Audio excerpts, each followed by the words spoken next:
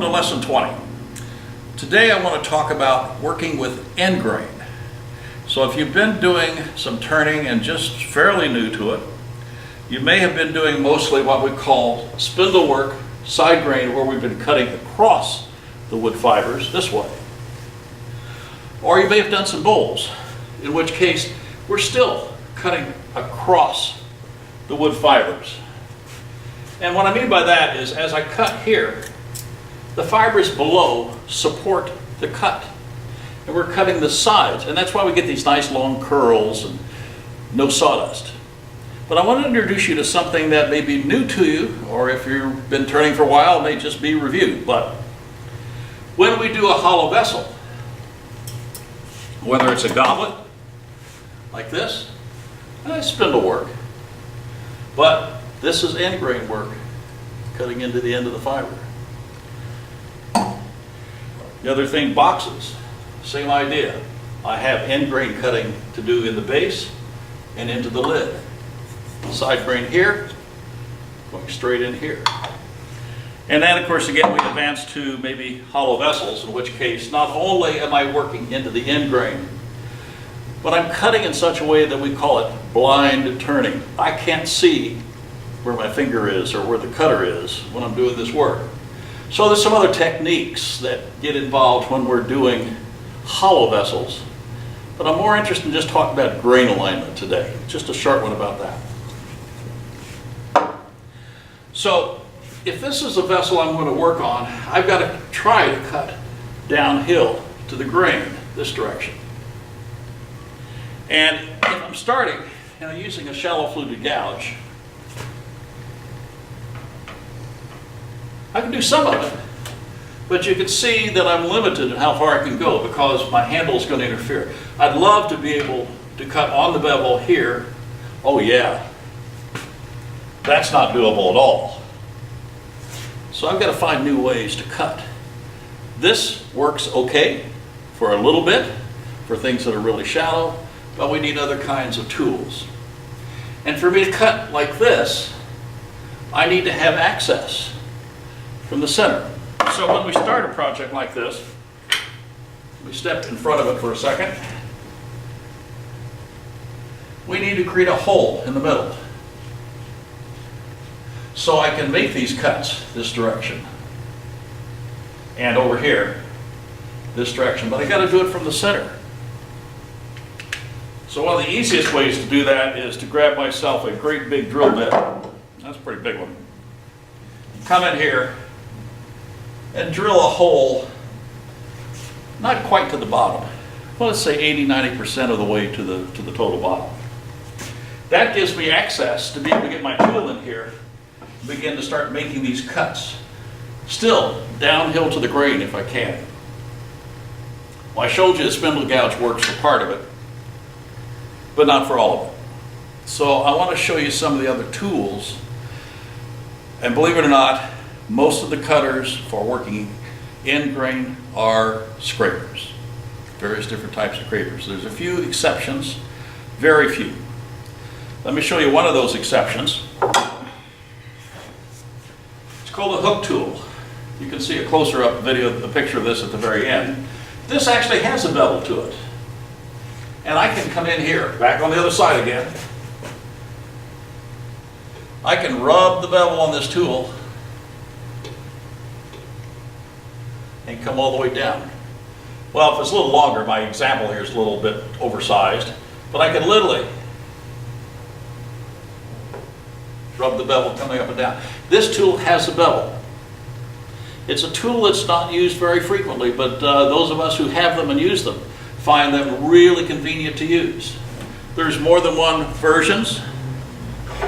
This one I picked up from Michael Hoselak in Canada, made my own shaft for it.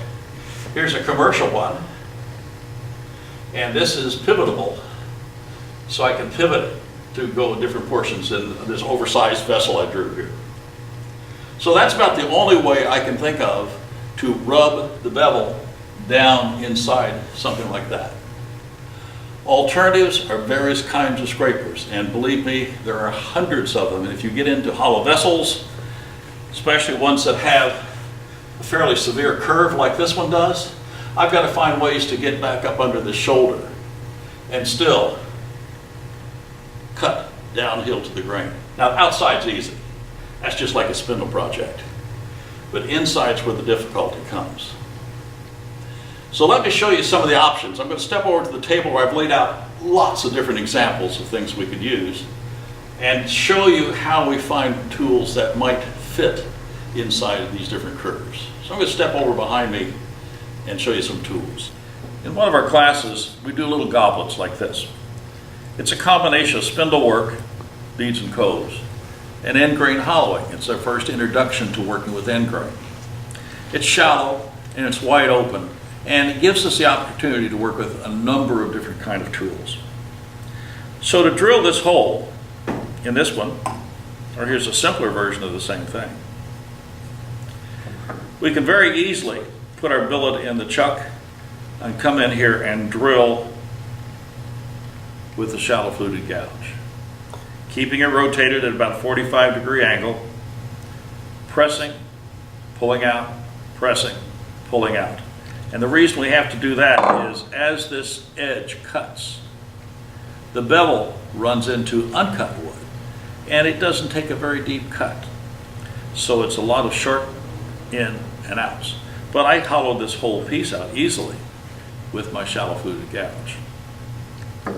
Some of the students chose not to do that, but to go in there with a drill bit and create a basic hole, which is okay. That works. And then to clean out the interior, because this is wide open, I can actually cut from the center around here with the shallow fluted gouge for most of the hollowing, 70, 80%, either one. Because I can keep the bevel against the wood and cut on the pull. But when I get right down to the bottom, the difficulty is the tool is touching at the tip of the cutting edge, and the bevel isn't touching the wood at all. So I have what's called an unsupported cut. The edge is cutting and I'm hanging on out here for dear life, and I'm not going to get a very clean cut across that end grain. So we change off to a round nose scraper, which then can be taken into the vessel from the bottom and drawn out, cutting cleanly across those fibers at the bottom, rounding out this area down here easily. I have a number, and if you look at these, at my collection, they're all basically the same. The difference is the shape of the curve at the end. And that allows me the option of being able to find a cutting surface that matches the curvature that I'm trying to get. I actually may own more scrapers than I do gouges, and that's simply because I have a lot more different curvatures to fit different projects I might be working on. Well, this is where we start, something nice and open. But then the next thing we probably may move to would be something like a box. Again, end grain cuts.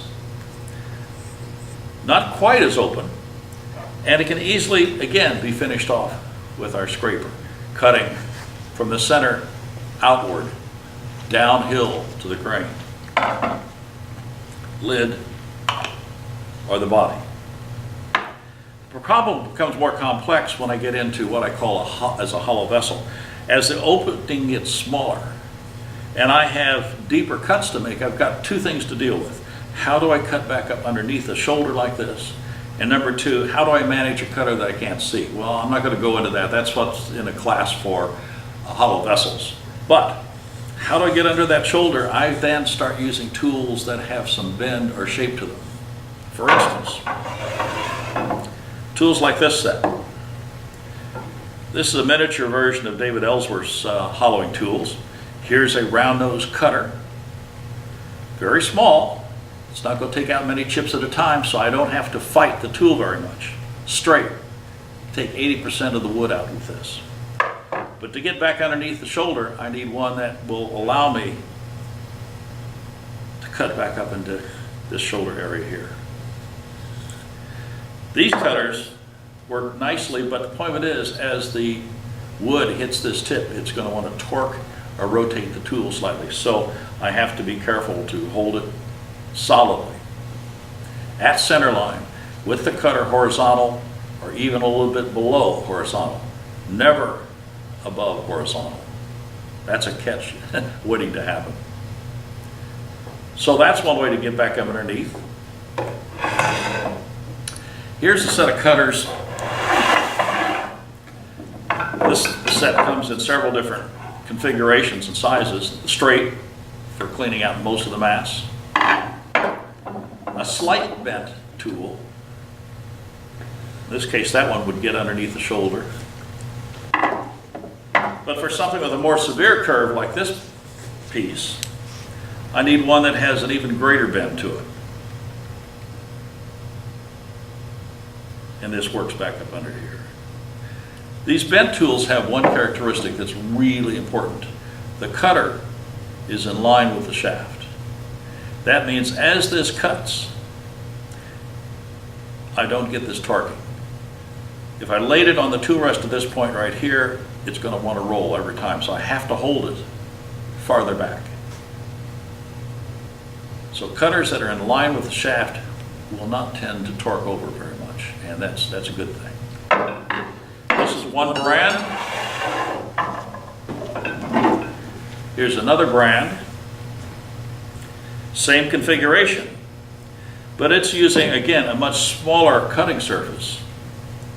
One that can be removed. This is set into here with some CA glue. Warming this tip will allow this cutter to be removed and another one to replace it. So it's replaceable. And this is one that I have in a commercial handle. And it comes in different curvatures. I mentioned hook tools. Here's a hook tool with an adjustment screw, which allows me to rotate that at different angles so I can get back up underneath the shoulder with a tool like this. This set of tools is really nice, but it doesn't come in a curved version, only straight. What I like about this is the back of it is V-shaped. So I lay it on the tool rest and just rest it there. You can see that the cutter is already at a 45-degree angle, so it's going to shear across those fibers, cutting them.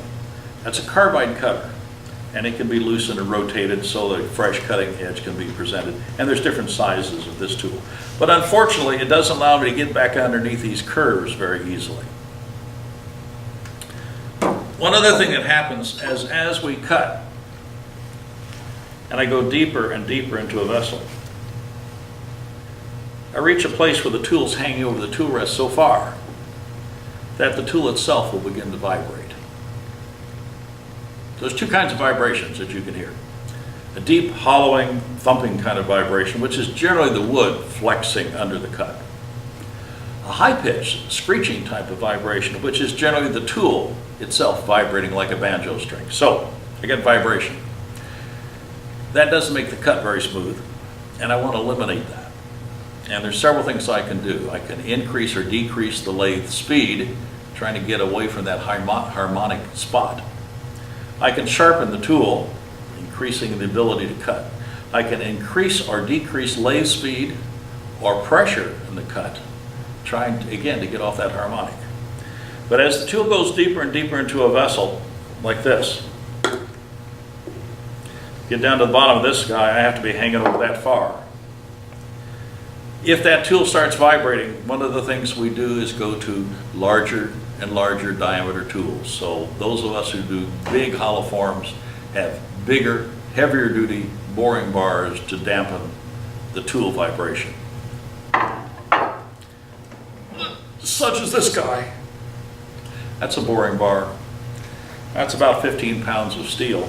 But when it hangs over the tool rest this far, with a cutter sticking out the end of the thing, very little vibration, and it cuts beautifully on deep hollow forms. One of the other things I've done to minimize difficulty is to make very large handles. This one's oval, so when I grip this and I hold it right where I normally hold it, I know this cutter is horizontal. And then if it wants to torque over a little bit, I've got a good place to grip, and that works out pretty nicely. So for those of you who are just getting into either doing boxes or hollow vessels, starting to cut end grain, a good class will get you going right, but I wanted to give you a head up on the difference between cutting across the grain and cutting into the grain. End grain cutting. So it always represents more difficulty, new tools, new techniques, but it has some advantages. One of the advantages is I can do certain kinds of decorative work, which is called chatter work. And in our next lesson, I'll show you how to do that. See you next time.